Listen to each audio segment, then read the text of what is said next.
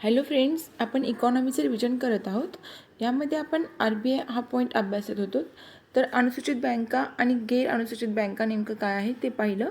अनुसूचित बँका म्हणजे काय आहे की ज्या बँकांचा समावेश RBIचा कायदा 1934च्या दुसऱ्या अनुसूचीमध्ये करण्यात आला आहे त्याला आपण अनुसूचित बँका असे म्हटलं आहे. आणि या बँकांचं भांडवल किती असतं? राखीव निधी 5 लाख रुपयांपेक्षा कमी नसलं पाहिजे. अनुसूचित बँकांमध्ये कोणत्या कोणत्या बँका येतात? स्टेट बँक ऑफ इंडिया, राष्ट्रीयकृत बँक, प्रादेशिक ग्रामीण बँका, भारतीय खाजगी अनुसूचित बँका, परकीय बँका आणि राज्य सहकारी बँका येतात. यांचं भाग भांडवल आहे मर्यादा 500 कोटीपर्यंतची. आता गैर अनुसूचित बँका बघू. गैर अनुसूचित बँका म्हणजे काय असतं? या बँकांना म्हणजे शेड्यूल 2 मध्ये RBIचा कायदा 1934च्या अनुसूचित 2मध्ये याचा समावेश होत नाही, त्या बँकांना आपण गैर अनुसूचित बँका असं म्हणतो. या बँकांना मात्र CRRचा निधी RBIकडे ठेवण्याऐवजी स्वतःकडे ठेवण्याची संमती देण्यात आली असते. यामध्ये भारतीय खाजगी गैर अनुसूचित बँका, जिल्हा मध्यवर्ती सहकारी बँका, प्राथमिक सहकारी पतसंस्था, सध्या सार्वजनिक क्षेत्रातील बँका 12 आहेत. RRBs वगळता, म्हणजे RRBला यामध्ये इन्क्लूड नाही केलं. आणि याची मालकी किती आहे? सरकारची 51% यावर मालकी असते सरकारची. आता यामध्ये कोणत्या कोणत्या बँका येतात बघा.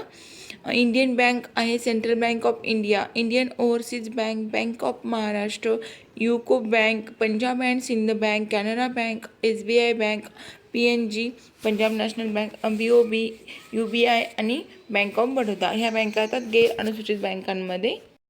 आता बघू भारतीय खाजगी बँका. भारतीय खाजगी बँकामध्ये नव्या खाजगी बँका, जुन्या खाजगी बँका आणि स्थानिक क्षेत्रीय बँका आहेत.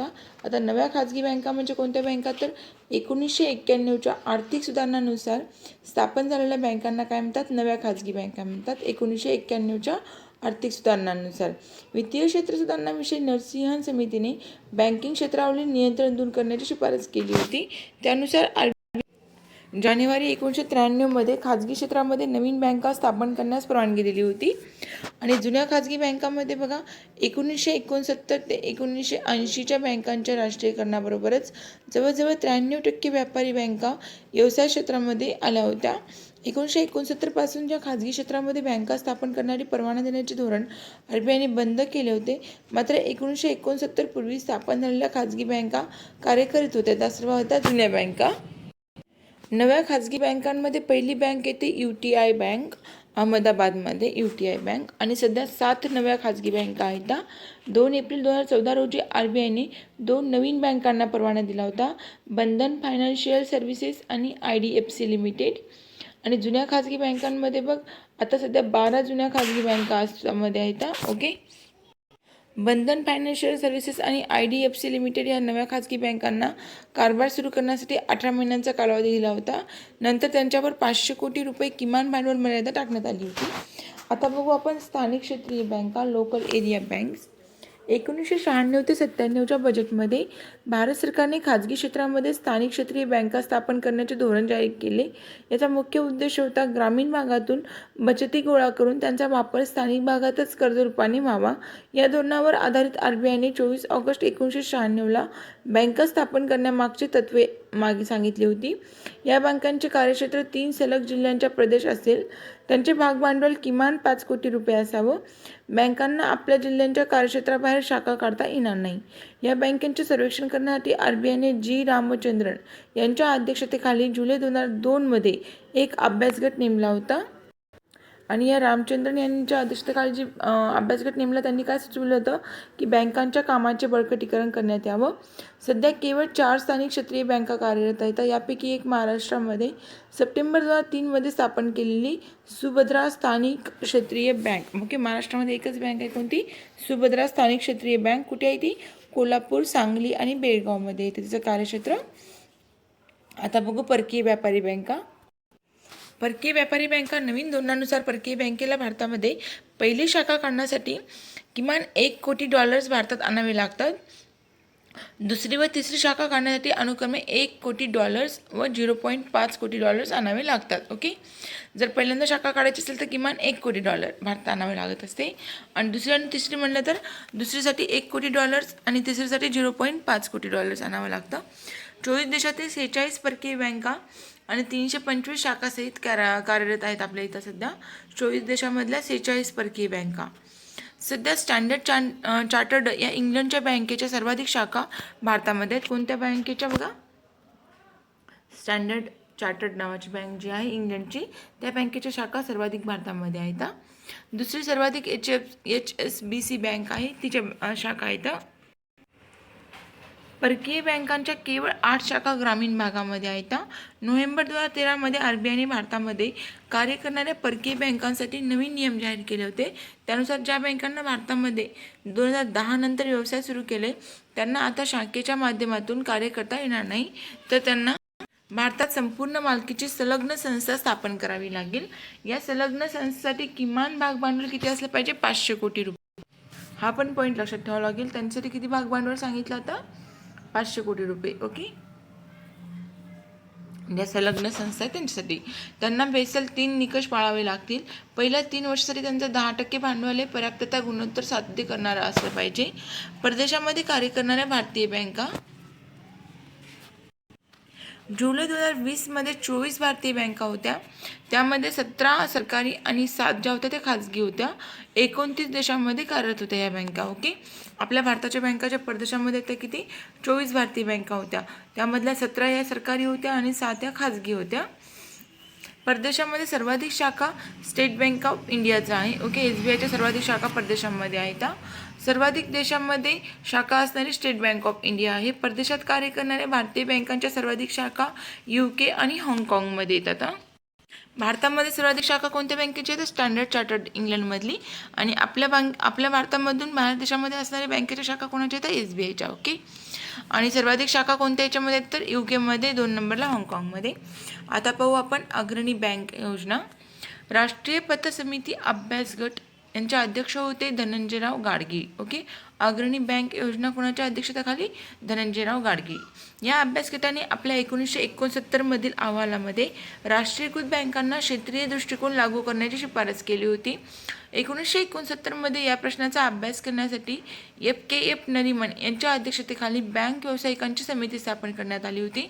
नरिमन समितीने गाडगीळ यांचा क्षेत्रीय सेवा दृष्टिकोन मान्य करून त्याला मूर्त स्वरूप दिले होते व अग्रणी बँक योजना सुरू केली होती. सुरुवातीला डिसेंबर 1969 मध्ये RBIने योजना स्वीकारली. तिची अंमलबजावणी देशातील तत्कालीन 338 जिल्ह्यांमध्ये सुरू झाली होती, पण संपूर्ण देशामध्ये नव्हती, फक्त 338 जिल्ह्यांमध्ये. म्हणजेच ही योजना मुंबई, कलकत्ता, मद्रास, दिल्ली, पॉंडिचेरी, गोवा इत्यादी ही योजना लागू करण्यात आली नव्हती. कुठे कुठे? कारण याचं ग्रामीण भाग नाही आहे. मुंबई, कलकत्ता, मद्रास जिथे शहरी भाग आहे तिथे या बँक नव्हत्या, फक्त ग्रामीण भागामध्ये होत्या. अशा रीतीने एक जिल्हा एका बँकेला दत्तक म्हणून देण्यात आला होता. त्या बँकेला त्या जिल्ह्याची अग्रणी बँक दर्जा देण्यात आला होता. ओके. एक जिल्हा एका बँकेला दत्तक आणि मग त्याला अग्रणी बँकचा दर्जा मिळाला. कार्य काय असायचं? जिल्ह्यांचा विकास घडवून आणण्यासाठी जिल्ह्याचे सर्वेक्षण करून जिल्ह्याची पतगरज ठरविणे, जिल्हा सलामसलत समित्या स्थापन करणे, अल्पकालीन व दीर्घकालीन कर्जाचे समन्वय. 1976च्या उच्च अधिकारी समितीच्या शिफारशीवरून अग्रणी बँकावर 3 वर्षाचे जिल्हा पतधोरण तयार करण्याची जबाबदारी टाकण्यात आली होती. भारत सरकारच्या सूचनेअंतर्गत एप्रिल 1989 मध्ये अग्रणी बँक योजनेअंतर्गत क्षेत्रीय सेवा दृष्टिकोन लागू करण्यात आला होता. जून 2018 मध्ये SBI तिच्या सहयोगी बँका सर्वाधिक म्हणजे 190 जिल्ह्यांमध्ये अग्रणी बँक म्हणून कार्य करत होती. आता उषा थोरात समिती बघू. RBIने उषा थोरात यांच्या अध्यक्षतेखाली अग्रणी बँक योजनेच्या परीक्षणासाठी एक उच्च अधिकार समितीची स्थापना केली होती. श्रीमती उषा थोरात यांच्या अध्यक्षतेखाली. ओके. अहवाल सादर कधी केला होता यांनी? 20 एप्रिल 2009 मध्ये. आणि 2013 मध्ये RBIने अग्रणी बँक योजना शहरी भागातही लागू करण्याचे निर्देश दिले होते. आतापर्यंत योजना केवळ ग्रामीण व निमशहरी भागांसाठी कार्यरत होती, पण श्रीमती उषा थोरात यांच्या समितीच्या आधारे ती शहरी भागातही सुरू करण्यात आली होती.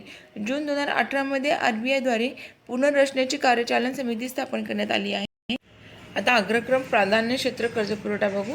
1972 मध्ये अग्रक्रम क्षेत्रांचे औपचारिक वर्णन करण्यात आले होते. प्रारंभी कृषी व लघु उद्योग यांना अग्रक्रम क्षेत्राचा दर्जा देण्यात आला होता. नोव्हेंबर 1974 मध्ये सल्ला देण्यात आला की 1979 मध्ये 33.3% कर्ज या क्षेत्राला देण्यात यावे. ओके. 33.3%. 1980 मध्ये डॉक्टर KS कृष्णस्वामी यांनी अध्यक्षतेखाली स्थापन करण्यात आलेल्या 20 कलमी आर्थिक कार्यक्रमने शिफारस केल्यानुसार सर्व व्यापारी बँकांना 1985 पर्यंत अग्रक्रम क्षेत्र कर्ज पुरवठ्याचे 40% लक्ष्य पूर्ण करण्याचे बंधन घालण्यात आले होते. 2007मध्ये CS मूर्ती अग्रक्रम कर्जपुरवठ्याच्या मार्गदर्शक तत्त्वाचे परीक्षण करण्यासाठी आली होती ती समिती CS मूर्ती यांची. अग्रक्रम क्षेत्रातील विविध गट बघा, कृषी, शिक्षण, निर्यात कर्जे, सूक्ष्म व लघु उपक्रम, गृहनिर्माण आणि इतर. अग्रक्रम क्षेत्र कर्जपुरवठा मूल्यमापन 1960मध्ये 12% होता, 1969मध्ये 14.6% होता आणि 2011मध्ये 40% होता.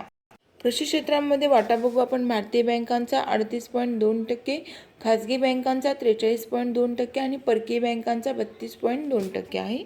आता पाहू आपण प्रादेशिक ग्रामीण बँका, RRB. प्रादेशिक ग्रामीण बँकांचा उगम हा कृषी पतपुरवठ्याचा बहुसंस्थात्मक दृष्टिकोनातून झालेला आहे. 20 कलमी कार्यक्रम, त्यातील एक कलम म्हणजे शेतकरी, भूमिहीन, शेतमजूर व ग्रामीण कारागीर इत्यादींना संस्थात्मक पतपुरवठा करून ग्रामीण कर्जबाजारीपणा संपवून टाकणे, त्यासाठी RRBची स्थापना झालेली आहे. आणि शिफारस कोणी केली होती तर नरसिंहन कार्यगट होता 1975चा. बघा, नरसिंहन कार्यगट हा 1975चा, त्यानुसार स्थापन झालेली. 1 जुलै 1975मध्ये एम नरसिंहम यांच्या अध्यक्षतेखाली ग्रामीण बँक विषयक कार्यगट स्थापन करण्यात आला होता. या कार्यगटाच्या शिफारशीवरूनच भारतामध्ये ग्रामीण बँकांची साखळी निर्माण केली. राष्ट्रपतींनी 26 सप्टेंबर 1975 मध्ये प्रादेशिक ग्रामीण बँकाचा अध्यादेश जारी केला होता आणि 9 फेब्रुवारी 1976ला त्याचे रूपांतर प्रादेशिक ग्रामीण बँका कायदा 1976 असं झालं होतं. राष्ट्रपतीच्या आदेशावरून 2 ऑक्टोबर 1975ला 5 RRB स्थापन झाल्या होत्या. कोणत्या होत्या त्या? मोरादाबाद उत्तर प्रदेशमध्ये, गोरखपूर होती उत्तर प्रदेशमध्ये, भिवानी हरियाणामध्ये होती, जयपूर होती राजस्थानमध्ये आणि मालडा होती पश्चिम बंगालमध्ये. कालांतराने RRBची संख्या वाढत गेली. 1977मध्ये दंतवाला समितीने RRBची उद्दिष्टे तयार केली होती. दंतवाला समितीने 1987मध्ये केळकर समितीने RRB स्थापन न करण्याची शिफारस केल्याने तेव्हापासून RRBची संख्या स्थिर होती. पण त्यानंतर RRBचे विलिनीकरण करण्याची शिफारस केली होती AV सरदेसाई 2005मध्ये. सध्या 43 RRB आहेत. 1 एप्रिल 2020मध्ये किती RRB आहेत तर 43 RRB. RRB 27 राज्यांमध्ये आहेत, 26+1 तेलंगणा. गोवा व सिक्कीम राज्यामध्ये RRB नाही आहेत. गोवा आणि सिक्कीम राज्यामध्ये RRB नाहीच आहेत. RRBची निर्मिती योजना काही जिल्ह्यांचा प्रदेश निश्चित केला जातो 1 ते 5 व त्या प्रदेशामध्ये केंद्र सरकारमार्फत नव्याने RRB स्थापन केले जाते आणि या बँकेला त्याच क्षेत्रातील एखाद्या अनुसूचित सार्वजनिक बँकेमार्फत पुरस्कृत केलं जातं. या आवश्यकतेनुसार RRBची शाखा काढल्या जातात. RRB कोणकोणत्या व्यक्तींना सवलतीच्या दरात वित्तपुरवठा करते? छोटे व सीमांत शेतकरी, भूमिहीन शेतकरी, कृषी कामगार, ग्रामीण कारागीर, लघु उद्योजक, व्यापारी, वाणिज्य उद्योग या लोकांना ती कमी दरामध्ये वित्तपुरवठा करत असते. RRBचं कार्य काय आहे? ग्रामीण भागामध्ये उद्योजकतेचा विकास घडवून आणणे, ग्रामीण जनतेस सावकाराच्या तावडीतून सोडविणे, मागास भागाचा विकास करून प्रादेशिक आर्थिक असमतोल दूर करणे. RRBचं उद्दिष्ट म्हणलं तर वित्तपुरवठ्याच्या माध्यमातून ग्रामीण अर्थव्यवस्थेचा विकास घडवून आणणे. वित्तपुरवठा करणे आणि मग ग्रामीण अर्थव्यवस्थेचा विकास घडवणे. पुरस्कृत बँकेचे कार्य काय आहेत? RRBच्या भागभांडवलापैकी 35% भांडवल पुरवठा करणे, RRBजना पुनर्वित्त पुरवठा करणे. RRBची भांडवली रचना: अधिकृत भांडवल 5 कोटी रुपये आता 2000 कोटीपर्यंत आणि प्रस्तुत भांडवल 1 कोटी रुपयांपर्यंत. प्रस्तुत भांडवलामध्ये केंद्र, राज्य सरकार आणि पुरस्कृत बँक असे येतं. केंद्रामध्ये 50%, राज्य सरकारकडून 15% आणि पुरस्कृत बँककडून 35%, म्हणजे 50-15-35 असं आहे ते विभाजन. केंद्र, राज्य सरकार आणि पुरस्कृत बँक. केंद्राचं 50, राज्य सरकार 15 आणि पुरस्कृत बँकचं 35. अग्रक्रम क्षेत्र पुरवठा कर्जपुरवठा स्थापनेपासून 1994 पर्यंत 100%, 1994 पासून 60% ते बंधनकारक होतं. कमी कशासाठी केलं? कारण RRBजना नफा अक्षम बँका बनवायचं होतं त्यांना. 1 जानेवारी 2016 पासून RRBवरील 75%, यामध्ये कृषी 18%, लघु व सीमांत 8%, सूक्ष्म 7.5% आणि दुर्बल घटकांना 15%. RRBवर नियंत्रण कोणाचं असतं तर RRBवर नाबार्डच्या नियंत्रणाखाली असते. नाबार्ड. RRB ही नाबार्डच्या नियंत्रणाखाली असते, त्यामुळे RRBना नाबार्डमार्फत पुनर्वित्त पुरवठा केला जातो.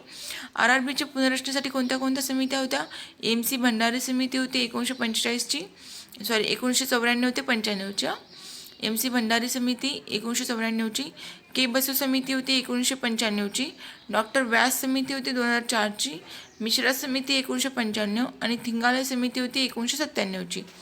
26 ऑगस्ट 1996ला RRBंना स्वतःचा व्याजदर स्वतःच ठरविण्याचा अधिकार देण्यात आला होता. सर्वाधिक उत्तर प्रदेशमध्ये आहेत 7. ओके. महाराष्ट्रामध्ये 2 आहेत, विदर्भ कोकण आणि ग्रामीण बँक. 18 जिल्हे नागपूरमध्ये येतं आणि bank of India. Okay. Vidarbha Konkan ग्रामीण बँक पुरस्कृत बँक आहे बँक ऑफ इंडिया. महाराष्ट्र ग्रामीणमध्ये 16 जिल्ह्यांमध्ये येते औरंगाबादमधल्या आणि bank of Maharashtra. Okay. Nagpur विभागामध्ये 18 जिल्हे. ओके. विदर्भ कोकण ग्रामीण बँक आहे तिथे बँक ऑफ इंडियाकडून पुरस्कृत झालेली. महाराष्ट्र ग्रामीण बँकमध्ये औरंगाबादमधले 16 जिल्हे येतात, बँक ऑफ महाराष्ट्राकडून पुरस्कृत आहे ती. RRBची पुनर्भांडवली समीकरण समिती होती सप्टेंबर 2009मध्ये KC चक्रवर्ती यांच्या अध्यक्षतेखाली स्थापन झाली होती. आता बँकिंग क्षेत्र सुधारणा पाहू. 1991मध्ये भारत सरकारने आर्थिक सुधारणा सुरू केल्या आणि याचाच एक भाग म्हणून बँकिंग क्षेत्रामध्ये सुधारणा करण्यासाठी नरसिंहन समिती स्थापन केली होती. ओके. 1991मध्ये नरसिंहन समिती होती. कशासाठी होती ती? आर्थिक सुधारणा करण्यासाठी.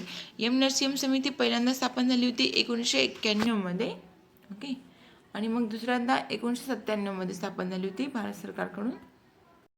नरसिंहन समिती जेव्हा पहिल्यांदा स्थापन झाली होती 1991मध्ये, 14 ऑगस्ट 1991 रोजी 9 सदस्यीय वित्तीय क्षेत्र सुधारणा विषयक समिती भारत सरकारने नरसिंहन RBIचे 13वे गव्हर्नर यांच्या अध्यक्षतेखाली स्थापन केली होती. अहवाल सादर केला होता त्यांनी 16 नोव्हेंबर 1991मध्ये. आणि या समितीच्या शिफारशीवरून CRRचे प्रमाण हे तत्कालीन 15%हून 3 ते 5% पर्यंत कमी केलं होतं. SLRचं 38.5 वरून 25% कमी केलं होतं. अग्रक्रम क्षेत्र कर्जपुरवठ्याचे लक्ष्य 40%हून 10% कमी केलं, पण हे सरकारने स्वीकारलं नाही. बँकांना स्वतःचा व्याजदर स्वतः ठरवण्याची संमती दिली होती. बँकेवर दूरदर्शी निकष लागू केला होता. देशामध्ये चतुस्तरीय बँकिंग संरचना निर्माण केली होती. बँकांच्या राष्ट्रीयकरणाची प्रक्रिया थांबवण्यात आली होती. खाजगी क्षेत्रामध्ये नवीन खाजगी बँका स्थापण्यास सहमत द्यावी. सार्वजनिक क्षेत्रातील बँकांना अधिक स्वायत्तता देण्यात यावी. शाखा परवाना पद्धत रद्द करावी. मालमत्ता पुनर्रचना निधी स्थापन करावा. भांडवल बाजाराचे उदारीकरण घडवून आणावे. SLRला बँकिंग क्षेत्रावरील कर असे समिती म्हणतात, कर समिती पण म्हणतात. ओके. आणि जी सेकंड होती म्हणजे दुसऱ्या वेळेला स्थापन झाली होती नरसिंहन समिती, तेव्हा 1997मध्ये स्थापन झाली होती. भारत सरकारच्या वित्त मंत्रालयाने नरसिंहन यांच्या अध्यक्षतेखाली बँकिंग क्षेत्र सुधारणा समिती नेमली, पक्षाची स्थापन केली होती. आतापर्यंत झालेल्या बँकिंग क्षेत्र सुधारणांचे परीक्षण करून भारताच्या वित्तीय व्यवस्थेला बळकटी देण्यासाठी आणि आंतरराष्ट्रीयदृष्ट्या स्पर्धात्मक बनण्यासाठी वित्तीय क्षेत्र सुधारणांचे एक निश्चित कार्यक्रम तयार करण्यासाठी ही समिती स्थापन केली होती. अहवाल सादर केला हिने 1998मध्ये. आणि शिफारसी काय काय होती नरसिंहन समिती? दुसऱ्याच्या नॅरो बँकिंगचा प्रयोग अनुसरण्यात यावा. बँकांना अधिक बळकटी देण्यासाठी त्यांच्यावर भांडवली प्राप्तीचे निकष वाढवावे. आजारी बँकांना अर्थक्षम बनविणे शक्य न झाल्यास त्यांना सक्षम बँकेत विलीन करण्याऐवजी बंद करावे. आजारी बँका म्हणजे जे सक्षम नाही आहेत त्या बँका. लघु उद्योगांवरच्या कर्जांसाठी अनेक लहान स्थानिक बँकेच्या स्थापनेवर भर द्यावा. बँकिंग कायद्याचे पुनर्विलोकन करून त्यांना अद्ययावत करण्यात यावं. भांडवलाचा पुरेसा पुरवठा होण्याच्या संदर्भात नवीन आणि योग्य नियम लागू करावे. 2000मध्ये बघा NPA किती 5% कमी करण्यात आलं होतं आणि 2002मध्ये 3% कमी केलं होतं. शासकीय अंदाजपत्रकातून बँकांच्या भांडवलाची पुनर्स्थापना करणे. भांडवल पर्याप्त गुणोत्तर शिफारस केली होती याची पण नरसिंहननी 1992मध्ये. RBIने व्यापारी बँकावर 1992 पासून भांडवल प्राप्तीचे निकष लागू केले होते 8% 2000 पासून मात्र 9% जोखीमापासून बँकांना वाचवण्यासाठी. भांडवल प्राप्तता गुणोत्तर म्हणजे भांडवल जोखीम भारित गुणोत्तर होय. बँकेच्या भांडवल निधीतून टायर फर्स्ट आणि टायर सेकंड भांडवलाचा समावेश होतो. आता पाहू आपण BIS काय आहे. Bank for international settlement. याची स्थापना झाली होती 17 मे 1930मध्ये आणि मुख्य कार्यालय कुठे आहे? स्वित्झर्लंडमध्ये. स्थापना कोणी केली होती? 10 देशांच्या मध्यवर्ती बँकांनी. कशासाठी? याचा हेतू काय होता तर आंतरराष्ट्रीय चलन व्यवस्थेमध्ये सुस्थिरता आणण्यासाठी. आंतरराष्ट्रीय बँकांचे बँक म्हणून कार्य करते bank for international settlement. Okay. भारताला सदस्यत्व 9 सप्टेंबर 1996मध्ये. 9 सप्टेंबर 1996ला. BISची प्रतिनिधी कार्यालय कुठे येतात? हाँगकाँग आणि मेक्सिकोमध्ये येतं. बेसल निकष हा BIS या आंतरराष्ट्रीय वित्त संस्थेच्या Basel committee on booking supervision या समितीने तयार केलेले आहेत. बेसलचा फर्स्ट निकष बघा तयार कधी केला होता? 1988मध्ये. आणि कशा संबंधित आहे तर पूर्णपणे कर्ज जोखीमेशी. या निकषानुसार बहुराष्ट्रीय कंपन्यांनी किमान 8% भांडवल प्राप्तता साध्य केली पाहिजे. आरबीआयने बेसल फर्स्टमध्ये 1992मध्ये भारतीय बँकांना लागू केलं होतं. 1994मध्ये परदेशात शाखा असलेल्या भारतीय बँकांना लागू, 1996मध्ये इतर बँकांना लागू आणि 2000मध्ये 9% भांडवल प्राप्तता साध्य करण्यास सांगण्यात आलं होतं. म्हणजे बेसल फर्स्ट 1988मध्ये तयार केलं आणि त्यानुसार मग 1992मध्ये भारतीय बँकांना ते लागू झालं होतं. बेसल निकष कशासाठी आहेत तर बँक व्यवसायामध्ये विविध प्रकारच्या जोखीम असतात. आंतरराष्ट्रीय स्तरावर कार्य करणाऱ्या बँकांना तर जास्त जोखीम असतात आणि ही जोखीम कशाबद्दल असते, कर्जाबाबत असू शकते, मालमत्तेबाबत किंवा कार्यपद्धतीविषयक असू शकते. तर बेसल सेकंड निकष पाहू आपण. त्यामध्ये ही प्रकाशित झाला होता 2004मध्ये. बेसल एकपेक्षा जरा जास्तच कडक होता आणि हे निकष 3 स्तंभावर होते आधारलेले. किमान भांडवल गरज, पर्यवेक्षणात्मक परीक्षण आणि मूल्यमापन प्रक्रिया, बाजार शिस्त. भारतीय बँकांना लागू 2008पर्यंत परदेशामध्ये शाखा असलेल्या भारतीय बँकांना होतं ते. मार्च 2009पर्यंत इतर बँकांना लागू होतं. फक्त RRB याच्यातून वगळला होता. बेसल थर्डमध्ये बघा आता डिसेंबर 2010मध्ये लागू झालं होते. 2010मध्ये जागतिक वित्तीय संकटाला प्रतिसाद म्हणून जाहीर केलं होतं. भारतीय रिझर्व्ह बँकेने बेसल 3 निकष भारतीय बँकांना 1 एप्रिल 2013पासून लागू करण्याचे घोषित केले होते. या निकषाची अंमलबजावणी टप्प्याटप्प्याने केली जाणार असून ती मार्च 2019पर्यंत पूर्ण केली जाणार आहे. बँकिंग क्षेत्रामध्ये सुधारणा घडवून आणण्यासाठी SS तारापोर समितीने 1997मध्ये भांडवली खात्यावरील परिवर्तनीयता बघा SS तारापोर समिती 1997 कशासाठी स्थापन केली होती तर भांडवली खात्यावरील परिवर्तनीयता बघण्यासाठी. अग्रक्रम क्षेत्रातील विविध गट कोणते कृषी, सूक्ष्म, लघु व मध्यम उपक्रम, शिक्षण, गृहनिर्माण, निर्यात कर्जे, सामाजिक पायाभूत संरचना हे सर्व येतं. नव्याने समाविष्ट असलेले मध्यम उपक्रम, सामाजिक पायाभूत संरचना, पुनर्निर्मितीक्षम ऊर्जा यामध्ये येते. RIDF हे रुरल इन्फ्रास्ट्रक्चर डेव्हलपमेंट फंड आहे. भारत सरकारने 1995 ते 96मध्ये कृषी कर्ज पुरवठ्याचे टार्गेट जर पूर्ण नाही झाले अशा बँकांना कर्ज पुरवठा करण्यासाठी RIDF 2012पासून नाबार्ड व्याज देत होतं यावरती. प्रादेशिक ग्रामीण बँका सुधारणा कायदा 2015चा 1976च्या कायद्यामध्ये बदल करण्यात आला होता. अधिकृत भांडवल होतं 2000 कोटी आणि प्रस्तुत भांडवल होतं 1 कोटी. प्रधानमंत्री जनधन योजना, मुद्रा योजना, बँक वित्तीय समावेशनाच्या दृष्टीने म्हणजे दोन्ही योजना यामध्ये येतात. प्रधानमंत्री जनधन योजना आणि मुद्रा योजना. बँक वित्तीय समावेशनाच्या दृष्टीने जुलै 2014मध्ये स्थापन झाल्या होत्या लघु बँका आणि पेमेंट बँका. तर लघु बँकांमध्ये बघा किमान 10 वर्षाचा अनुभव, बँकिंग किंवा वित्त किंवा दुय्यम वित्त क्षेत्रामध्ये कार्यरत असलेल्या व्यक्ती किंवा संस्था यांना 10 वर्षाचा अनुभव असला पाहिजे. किमान भाग भांडवल यांचं 100 कोटी असलं पाहिजे. एका कर्जदाराला आपल्या भांडवली निधीच्या 15%पेक्षा जास्त कर्ज त्यांना देता येत नाही. पहिल्या 3 वर्षामध्ये किमान 25% शाखा बँका नसलेल्या ग्रामीण भागातच काढावे लागतील. 75% कर्ज अग्रक्रम क्षेत्राला, कृषी प्लस छोटे व्यावसायिक. 72 अर्जापैकी 10 अर्जदार संस्थांना लागू. लघु बँक स्थापन तत्वता मान्यता. पहिली कॅपिटल स्मॉल फायनान्स बँक होती जालंधरमध्ये. लघु बँक ही पहिली कॅपिटल स्मॉल फायनान्स बँक होती, जालंधरमध्ये स्थापन झाली होती. आणि पेमेंट बँक काय तर नचिकेत मोर समितीच्या शिफारशीवरून केनियाच्या धर्तीवर झाली होती ती पेमेंट बँक स्थापन. नचिकेत मोर समिती म्हणलं तर पेमेंट बँक. जानेवारी 2014मध्ये पेमेंट बँक स्थापनाची शिफारस करण्यात आली होती. पेमेंट बँका कर्ज देऊ शकत नाही. किमान भाग भांडवल 100 कोटी असतं. क्रेडिट कार्ड देता येणार नाही. पहिली एअरटेल एम कॉमर्स सर्व्हिसेस ही बँक होती payment bank. Airtel M commerce services. व्यापारी बँकेची तर महत्त्वाची कामं बघू सगळे.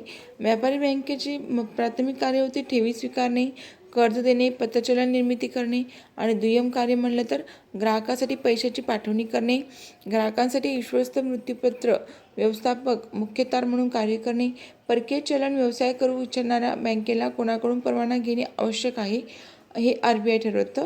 नाबार्ड ही ग्रामीण भागातील वित्तीय गरजा भागविणारी शिखर संस्था म्हणून काम करते. SBIने ग्राम निवास योजनेअंतर्गत खेड्यातील घरांच्यासाठी पुनर्चा भर देण्याचे नियोजन केले.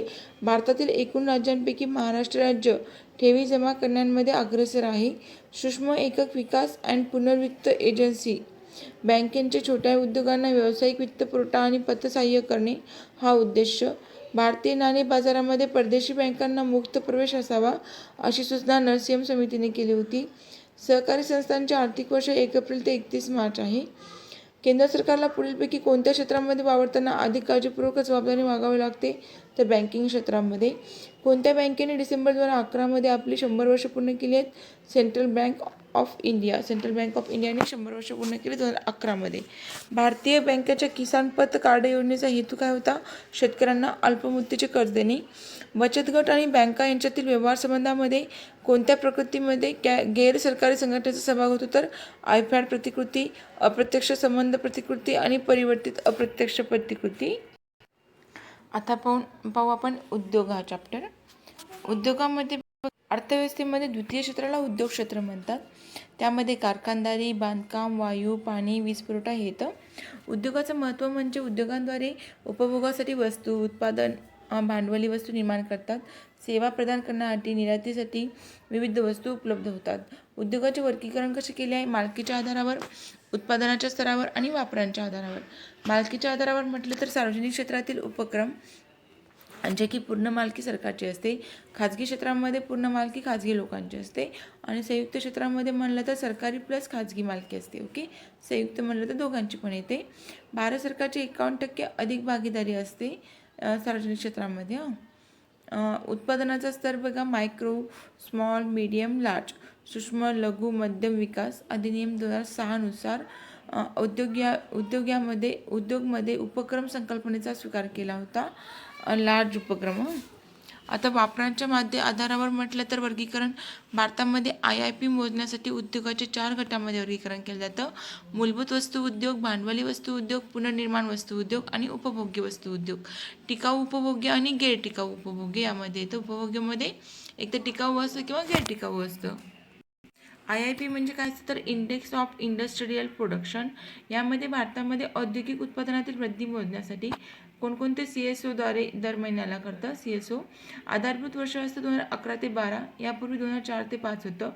गणनेसाठी उद्योग क्षेत्राचे वर्गीकरण 3 प्रमुख उपक्षेत्रामध्ये. खाणकाम 14.373%, विनिर्माण म्हणलं तर 77.633% आणि विजेमध्ये 7.9.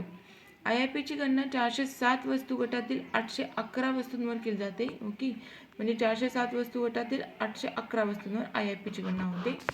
यामध्ये खाणकाममध्ये पहिलं वस्तू गट येतं. वस्तूंची संख्या एकच आहे, भार आहे 14.3.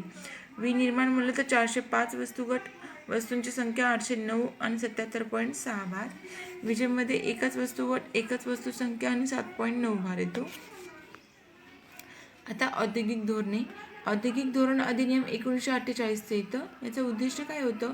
न्याय व संधीची समानता मिळेल अशी सामाजिक व्यवस्था निर्माण करणे, जीवनमान वेगाने उंचावणे, रोजगारांच्या अधिकाधिक संधी उपलब्ध करून देणे, द्विआयामी डावपेच स्वीकारला, सार्वजनिक यंत्रणांचा विस्तार केला, खाजगी क्षेत्रामध्ये नियमानुसार नियमन केलं, उद्योगांचं सुसंगत वर्गीकरण केलं होतं, सरकारी मक्तेदारी असलेले उद्योग, संमिश्र क्षेत्र, सरकारी नियंत्रणाखालील उद्योग आणि खाजगी उद्योग क्षेत्र. ओके, सरकारी मक्तेदारीमध्ये बघा शस्त्रास्त्रे, अणुऊर्जा आणि रेल्वे येतं. संमिश्र क्षेत्रामध्ये कोळसा, लोह पोलाद, विमान, जहाज, टेलिफोन, टेलिग्राम हे येतं. सरकारी नियंत्रणाखाली म्हणलं तर खते, साखर, पेपर, सिमेंट, सुती, उलन कपडे आणि मध्ये इतर सर्व येतं. हे सर्व सोडून औद्योगिक धोरण अधिनियम 1956चं 30 एप्रिल 1956 पंडित नेहरूंनी लोकसभेमध्ये मांडलं होतं. आणि आवश्यकता का होती? मार्गदर्शक तत्वांच्या अंमलांसाठी, समाजवादी समाज रचनेचे तत्त्व करण्यासाठी आणि दुसऱ्या पंचवार्षिक योजनेत जड उद्योगावर भर देण्यात आला होता. याचं उद्दिष्ट होतं आर्थिक वृद्धीचा दर वेगाने वाढविणे, जड व यंत्र तयार करणाऱ्या उद्योगांना विकास करावे आणि खाजगी यंत्रांच्या सहभागाला प्रोत्साहन देणे. 1956च्या अधिनियमाला आर्थिक घटना असे म्हणतात. 3 गटामध्ये वर्गीकरण केलं. सरकारी मक्तेदारी, संमिश्र यंत्र, उर्वरित सर्व उद्योग यंत्रे आणि उद्योगधंदे. लघु उद्योग यंत्रांचा विकास, प्रादेशिक असमतोल कमी करणे आणि व्यवस्थापनामध्ये कामगारांचा सहभाग करणे. नवीन औद्योगिक धोरण 1991चं आहे. भारत सरकारने जून-जुलै 1991 आर्थिक सुधारणा सुरू केल्या होत्या. यालाच न्यू इकॉनॉमिक पॉलिसी असे म्हणतात. नवीन औद्योगिक धोरण कधीचं आहे? 24 जुलै 1991चं. तेव्हा वित्तमंत्री होते मनमोहन सिंग आणि पंतप्रधान होते नरसिंह राव. धोरणात्मक निर्णय काय घेतले होते? औद्योगिक परवाना पद्धती रद्द करण्यात आली होती. सार्वजनिक मंत्र्यांची भूमिका कमी करण्यात आली होती. लघु उद्योग क्षेत्र आरक्षण कमी केलं होतं. खाजगीकरण व निर्गुंतवणूक धोरण लागू केलं होतं. परकीय गुंतवणूक आणि तंत्रज्ञानास मुक्त प्रवेश, औद्योगिक स्थानिकीकरणाचे धोरण शिथिल करण्यात आलं होतं. औद्योगिक परवाना धोरणाचं उदारीकरण कायदा 1951चा आहे. मद्यार्क पेयांचे उत्पादन, काही ठराविक घातक रसायने, सिगारेट व तंबाखूंच्या वस्तूंचे उत्पादन, इलेक्ट्रॉनिक्स, एरोस्पेस, सर्व प्रकारचे संरक्षण साधने, औद्योगिक स्फोटके आणि आगपेटे यामध्ये येतं. ओके. औद्योगिक परवाना धोरण आहे 1970मध्ये. औद्योगिक धोरणातील कमतरता दूर करण्यासाठी दत्त समितीच्या शिफारशीवरून 1970मध्ये धोरण स्वीकारण्यात आलं होतं. औद्योगिक परवाना धोरण मग दत्त समितीवरून. 1973चं धोरण वक्तव्य यानुसार MRTPशी 20 कोटी रुपयांपेक्षा अधिक असलेले राष्ट्रीयदृष्ट्या महत्त्वाचे 9 क्षेत्रांची गणना केली होती. गाभा क्षेत्र म्हणून उच्च गुंतवणूक क्षेत्रामध्ये 5 कोटीपेक्षा जास्त गुंतवणूक असलेल्या उद्योगांना घेतलं होतं. मोठे उद्योगगृहांमध्ये 35 कोटी रुपयांपेक्षा अधिक मालमत्ता असणारे उद्योग आणि पहिल्यांदाच तत्वतः जॉईंट सेक्टर पण यामध्ये आलं होतं. औद्योगिक परवाना पद्धतीमध्ये उद्योग विकास व नियमन कायदा 1951चा, मक्तेदारी व प्रतिबंधात्मक व्यापार पद्धती कायदा आहे MRTP 1969चा आणि परकीय विनिमय कायदा येतो 1973चा. आता उद्योग कायद्यामध्ये बघू आपण 1951चा जो विकास व नियमनचा कायदा आहे. यामध्ये आजही औद्योगिक क्षेत्राचे नियमन करणारा एक महत्त्वाचा कायदा आहे. त्याचा उद्देश काय आहे की प्राथमिक म्हणजे औद्योगिक गुंतवणूक व उत्पादनांचे नियमन करणे, नोंदणी आवश्यक आहे. या कायद्याने औद्योगिक परवाना पद्धती लागू केली आणि यानुसारच 1967 पासून लघु क्षेत्र आरक्षण धोरण लागू केलं होतं. मक्तेदारी व प्रतिबंधात्मक व्यापार पद्धती कायद्यामध्ये MRTP 1969 यामध्ये औद्योगिक स्पर्धा कायदा म्हणून पारित झाली होती. उद्दिष्ट होतं आर्थिक सत्तेचे विकेंद्रीकरण व औद्योगिक मक्तेदारीवर नियंत्रण आणणे, मक्तेदारीच्या व्यापार पद्धतीवर नियंत्रण आणणे, प्रतिबंधात्मक व अन्याय्य व्यापार पद्धतीवर नियंत्रण आणणं, काही कॉर्पोरेट कंपन्यांचे शेअर्स संपादन करणे व हस्तांतरित करण्याच्या प्रक्रियेवर नियंत्रण आणणे. ओके. आणि परकीय विनिमय कायदा 1973चा. हा कायदा पूर्वीच्या पेरा कायदा 1947च्या जागी आला होता. परकीय विनिमय कायदा याचं उद्दिष्ट काय होतं की परकीय विनिमयांच्या व्यवहारांचे कडकपणे नियमन करणे आणि परकीय चलनसाठ्याची बचत करणे. याच्यामध्ये देशाच्या आर्थिक विकासासाठी होण्याचे सुनिश्चित करण्याचा वापर केला होता. 10 एप्रिल 2015 पासून लघु उद्योग आरक्षण रद्द करण्यात आलं होतं. कधी 10 एप्रिल 2015मध्ये लघु उद्योग आरक्षण रद्द केलं. आता राष्ट्रीय विनिर्माण धोरण 2011चं नॅशनल मॅन्युफॅक्चरिंग पॉलिसी कशासाठी आली होती? औद्योगिक क्षेत्रामध्ये संस्थात्मक व गुणात्मक वाढ करण्यासाठी. उद्दिष्ट होतं मध्यम कालावधीमध्ये कारखानदारी क्षेत्रामध्ये 12 ते 14 वार्षिक वृद्धी साध्य करणे. 2022 पर्यंत GDP मधील कारखानदारी हिस्सा किमान 25% साध्य करणे. 2022 पर्यंत कारखानदारी क्षेत्रामध्ये 10% कोटी रोजगार कमी करणे म्हणजे निर्माण करणे. 2022 पर्यंत कारखानदारी क्षेत्रामध्ये 10 कोटी रोजगार निर्माण करणे. कारखानदारी क्षेत्रामध्ये देशांतर्गत मूल्यवर्धन व तांत्रिक खोली वाढविणे आणि ग्रामीण, स्थलांतरित व शहरी गरीब व्यक्तींना कारखानदारी क्षेत्रामध्ये सामावून त्यांचा विकास. आता महत्त्वाची माहिती बघू. भारतीय आर्थिक विकासामध्ये 1966 ते 80 मध्ये औद्योगिक मंदी आणि संरचनात्मक लक्ष्य म्हटलं जातं. 1966 ते 80 कालावधीला औद्योगिक मंदी आणि संरचना. 2014 मध्ये रेल्वेच्या पायाभूत सुविधा क्षेत्रामध्ये खाजगी गुंतवणुकीस परवानगी दिली होती. ओके. 2014 पासून सार्वजनिक क्षेत्रामध्ये उद्योगांना निर्गुंतवणुकीसंदर्भामध्ये 1993 मध्ये रंगराजन समितीने अहवाल सादर केला होता. विशेष आर्थिक क्षेत्र धोरण 2000 मध्ये जाहीर झालं होतं. विशेष आर्थिक क्षेत्र आपण त्याला सेज असं म्हणतो बघा, 2000 मध्ये जाहीर झालं होतं. लघु उद्योगांना कर्ज देणाऱ्या लघु पतपुरवठा संस्थांना प्रोत्साहन आणि निधी देण्यासाठी एप्रिल 2015 मध्ये मुद्रांची स्थापना करण्यात आली होती. राष्ट्रीय लघु उद्योग महामंडळाची स्थापना 1955 मध्ये. मक्तेदारी व प्रतिबंधात्मक व्यापार पद्धती कायदा 1969 मध्ये रद्द केला होता आणि त्या ठिकाणी आला होता स्पर्धात्मक कायदा 2002चा. साखर उद्योग हा भारतीय द्वितीय क्रमांकाचे शेती आधारित उद्योग आहे. 1991च्या नव्या औद्योगिक धोरणानुसार शस्त्रास्त्रे, दारूगोळा आणि उद्योग संपूर्णतः सार्वजनिक क्षेत्रासाठी राखून ठेवला होता. 1991 पासून महाराष्ट्राचे नवे औद्योगिक धोरण 1 नोव्हेंबर 2006 रोजी जाहीर झालं होतं. भारतामध्ये टेरिफाईड 1987 पासून सुरू झालं होतं. टेरिफाईड 1991च्या आर्थिक सुधारणा लागू केल्यानंतर MRTP कायद्याची जागा कॉम्पिटिशन ॲक्ट 2002 ने घेतली होती. भारतीय औद्योगिक उत्पादन पातळी औद्योगिक उत्पादन निर्देशांक IIP संख्याशास्त्रीय संकल्पनेतून व्यक्त होते. Board for industrial and financial reconstruction या संस्थेची निर्मिती 1987मध्ये आजारी उद्योगांच्या प्रश्नांची उकल करण्यासाठी झाली होती. 1999च्या SP गुप्ता समितीच्या आधारित लघुउद्योगाच्या निवडक क्षेत्रामध्ये 12% भांडवली अनुदान व सध्या लघु उद्योग उत्पादनासाठी 120 वस्तू संरक्षित ठेवण्यात आल्या होत्या. आपल्या एक्झामच्या दृष्टिकोनातून अतिशय महत्त्वाचा टॉपिक आता हा किंमत. यामध्ये चलनवाढ चलनघट यामधील नेमका फरक काय ते पाहू आपण. चलनवाढला चलन विस्तार, किंमत वाढ, भाववाढ, मुद्रास्फीती, इन्फ्लेशन असं म्हणतात. ओके. चलनघटला बघा, चलनघट, चलन संकोच, किंमत घट, मुद्रा अवस्फीती, डिप्लेशन म्हणतो आपण. डिप्लेशन म्हणलं तर मुद्रा अवस्फीती म्हणलं तर चलनाचा घट होणे आणि इन्फ्लेशन मुद्रास्फीती म्हणजे चलन वाढणे. ओके. आता मुद्रास्फीतीमध्ये याचा अर्थ काय होतो, एखाद्या विशिष्ट कालावधीमध्ये वस्तू व सेवांच्या साधारण किंमत पातळीमध्ये होणारी सततची वाढ म्हणजे काय असते, चलनवाढ असते. त्यामुळे चलनाची खरेदी शक्ती ही कमी होत असते. ओके.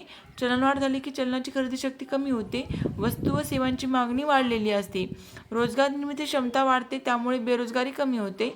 याचा फायदा ऋणकोंना तर तोटा हा धनकोंना होतो. ओके. आता मुद्रास्फीतीचा फायदा कोणाला होतो, ऋणकोंना होतो आणि तोटा कोणाला होतो, धनकोंना होतो. ओके.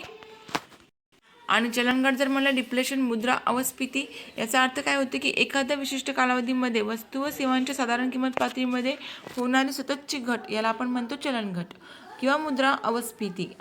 त्यामुळे चलनाची खरेदी शक्ती वाढत असते, वस्तू व सेवांची मागणी कमी झालेली असते मात्र, आणि रोजगार निर्मिती क्षमता पण कमी झालेली असते, त्यामुळे बेरोजगारी वाढते.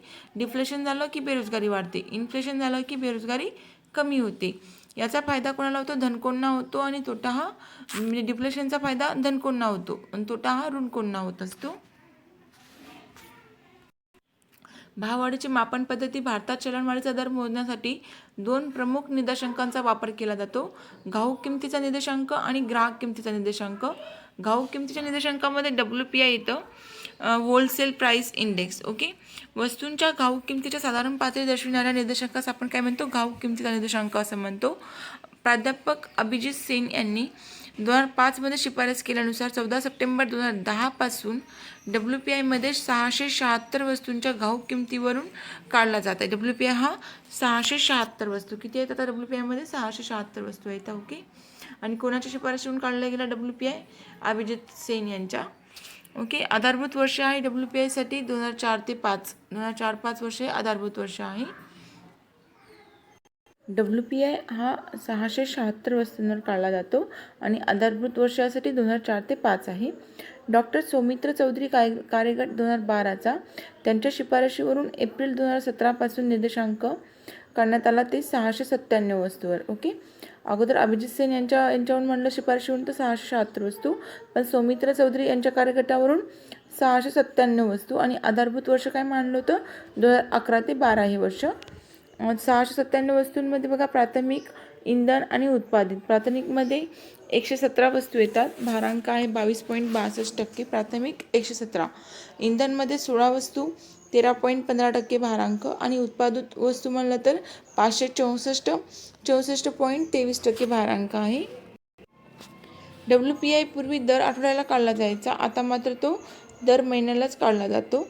यावरून चलनवाढीचा दर पुढील 2 पद्धतीने काढला जातो, वर्ष ते वर्षे. आणि या पद्धतीने काढलेल्या चलनवाढीला आपण काय म्हणतो, हेडलाईन इन्फ्लेशन, टॉपलाईन इन्फ्लेशन असे म्हणतात. यामध्ये अन्न व ऊर्जा यासारख्या अल्पावधीत बदलणाऱ्या वस्तूंचाही समावेश होत असतो. म्हणून अन्न व ऊर्जाविषयक वस्तू वगळून काढल्या जाणाऱ्या चलनवाढीला कोअर इन्फ्लेशन असं म्हणतात. आणि वार्षिक सरासरी दर हा ॲव्हरेज ॲन्युअल रेट पद्धत कशी आहे, WPIच्या मर्यादा कोणत्या आहेत बघ. 2 पद्धतीने WPI काढला जात असतो. एक तर WPI नाही का आता दर महिन्याला काढला जात असतो, पहिल्या आठवड्याला काढला जायचा, आणि वर्ष ते वर्ष प्रत्येक आहे, आणि एक वार्षिक सरासरी दर एक अशी पद्धत आहे. ओके. आता WPIच्या मर्यादा काय आहे, WPIमध्ये फक्त वस्तूंचा समावेश करण्यात आला आहे, सेवांचा समावेश यामध्ये येत नाही. WPIमधील वस्तूंपैकी बहुसंख्य वस्तू या औद्योगिक कच्च्या मालाच्या असतात, ज्या सर्वसामान्य माणसांच्या उपभोग्य वस्तू त्या नसतात. ओके. आता CPI काय, कन्झ्युमर प्राइस इंडेक्स, ग्राहक किंमत निर्देशांक. CPI हा वस्तू व सेवांच्या किरकोळ किमतीच्या भारित सरासरी दर्शवितो. 4 वेगवेगळे ग्राहक निर्देशांक आहेत. एक आहे CPI IW इंडस्ट्रियल वर्करसाठी असतो. CPI AL जे असतं ते ॲग्रिकल्चर लेबरसाठी असतो. CPI RL असतो तो रुरल लेबरसाठी असतो. आणि CPI UNME urban non manual एम्प्लॉईजसाठी असतो तो. ओके. आणि हा जो UNME असतो तो हा निर्देशांक CSO मार्फत प्रकाशित केला जातो. आणि CPI IW AL आणि RL हे जे आहे ते श्रम ब्युरो शिमलामध्ये यांच्याकडून संकलित व प्रकाशित केले जाते शिमला ब्युरोकडून. ओके. फक्त UNME जे आहे ते CSO कडून काढले जात असते. आता निर्देशांक बघू. CPI IW. Okay. CPI IW म्हणजे इंडस्ट्रियल वर्कर्स. देशातील औद्योगिकदृष्ट्या विकसित अशा 70 केंद्रांसाठी परिगणित केला जातो. हा 70 केंद्रांपैकी महाराष्ट्रामध्ये 5 केंद्र आहेत. मुंबई, पुणे, नागपूर, नाशिक आणि सोलापूर. सरकारी व खाजगी क्षेत्रातील कर्मचाऱ्यांचा महागाईचा भत्ता ठरविण्यासाठी उपयोगात आणला जातो CPI IW. CPI RL जो आहे तो रुरल लेबर्ससाठी शेतमजुरीचा किमान दर निश्चित करण्यासाठी व त्यामध्ये बदल करण्यासाठी उपयोगात आणला जातो. आणि CPI UNME जो आहे तो सेवा क्षेत्रात काम करणाऱ्या काही परकीय कंपन्या आपल्या कर्मचाऱ्यांसाठी महागाई भत्ता ठरविण्यासाठी त्यांचा वापर करतात. आयकर कायद्याअंतर्गत भांडवली नफ्याचे प्रमाण ठरवण्यासाठी याचा वापर केला जातो. 2008 पासून हा निर्देशांक CSOने खंडित केला आहे. त्याऐवजी श्रम ब्युरोने प्रकाशित केलेला औद्योगिक कामगारांचा निर्देशांक प्लस नागरी श्रमिकतेवर कर्मचाऱ्यांचा निर्देशांक एकत्रित करून गुणोत्तर पद्धतीने संलग्न निर्देशांक पद्धतीचा अवलंब केला आहे. WPI आणि CPI यामधला नेमका फरक काय पाहू आपण. WPI वस्तूच्या घाऊक किमतीवरून काढला जातो आणि CPI हा फक्त किरकोळ किमतीवरून काढला जात असतो. WPI मध्ये फक्त वस्तूंच्या किमतीचा समावेश होतो आणि CPI मध्ये वस्तू आणि सेवांच्या किमतींचा समावेश होत असतो. म्हणजे सेवा पण येतात CPI मध्ये, पण सेवांचा WPI मध्ये इन्क्लूड होत नाही. WPI मध्ये 697 वस्तू येतात आणि CPI मधील वस्तू मुख्यतः जीवनावश्यक वस्तू व सेवा येतात. त्यामध्ये WPI मधील वस्तूंमध्ये 117 प्राथमिक, 16 इंधने आणि 564 येतात उत्पादितमध्ये येतं. WPIचे आधारभूत वर्ष काय 2011-12 हे आहे. सध्या WPI दर महिन्याला काढला जातो. त्यावरून चलनवाढीचा दर इयर ऑन इयर पद्धतीने काढला जातो. भाववाढीचा दर निश्चित करण्यासाठी सरकार WPIचा वापर करते. ओके. भाववाढीचा दर निश्चित करण्यासाठी WPI वापरते की CPI तर WPI वापरत असते. आणि CPI नाही का बघा, CPI मधील वस्तू मुख्यतः जीवनावश्यक वस्तू व सेवा येतात या गटामध्ये असतात आणि म्हणून CPIला कॉस्ट ऑफ लिव्हिंग इंडेक्स असं म्हणतो आपण. CPI 4 प्रकारे आहेत. CPI IW म्हणजे इंडियन वर्क ते काय होतं इंडस्ट्रियल वर्कर्स होतं. आणि CPI AL म्हणजे ॲग्रिकल्चर लेबर आहे. ओके. तर IW बघा काय काय किती येतात 260 वस्तू व सेवा येतात IW मध्ये आणि आधारभूत वर्ष आहे त्यासाठी 2001. CPI AL 60 वस्तू व सेवांची संख्या येते. यामध्ये 1986 ते 87 आधारभूत वर्ष मानलं. आणि CPI UNME म्हणलं तर 180 वस्तू व सेवा येतात 1984 ते 85 मध्ये. आणि जे आहे तर CPI RL त्याच्यामध्ये 180 वस्तू व सेवा येतात आणि 1986-87 आधारभूत वर्ष मानलं आहे. CPIचे मोजमाप दर महिन्याला केलं जातं असं CPIचं.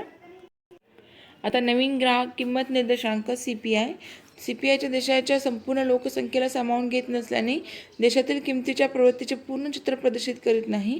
त्यासाठी CSOने 3 नवीन निर्देशांकाची रचना केली. शहरी, ग्रामीण आणि एकत्रित. ग्रामीणसाठी आधारभूत वर्ष मानलं 2010 हे.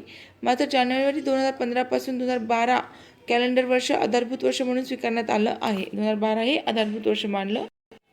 आता पाहू आपण चलनवाढीचे प्रकार. यामध्ये 4 प्रकार येतात. रांगणारी चलनवाढ, चालणारी चलनवाढ, पळणारी चलनवाढ आणि बेसुमार चलनवाढ. रांगणारी चलनवाढ म्हणलं तर चलनवाढीचा वार्षिक दर हा खूप कमी म्हणजे 3% पेक्षाही कमी असल्यास त्यास काय म्हणतात रांगणारी चलनवाढ म्हणतात. ही चलनवाढ धोकादायक नसते. रांगणारी चलनवाढ ही धोकादायक नसते. 3% पेक्षा पण कमी असते त्याच्यामध्ये वार्षिक दर. आणि चालणारी चलनवाढ म्हणलं तर एकेरी अंकामध्ये असते 3% ते 7% दरम्यान. अर्थव्यवस्थेच्या विकासासाठी ही चलनवाढ आवश्यक मानली जाते. आणि पळणारी चलनवाढ म्हणलं 10% ते 20% दरम्यान येते. या चलनवाढीचा सर्वाधिक फटका गरीब व मध्यमवर्गीयांना बसतो.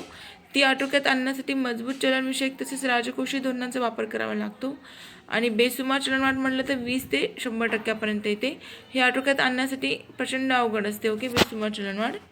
रांगणारी म्हणलं तर 3% पेक्षा पण कमी. चालणारी चलनवाढ म्हणलं तर 3% ते 7%. पळणारी म्हणलं तर 10% ते 20% आणि बेसुमार चलनवाढ म्हणलं तर 20% ते 100%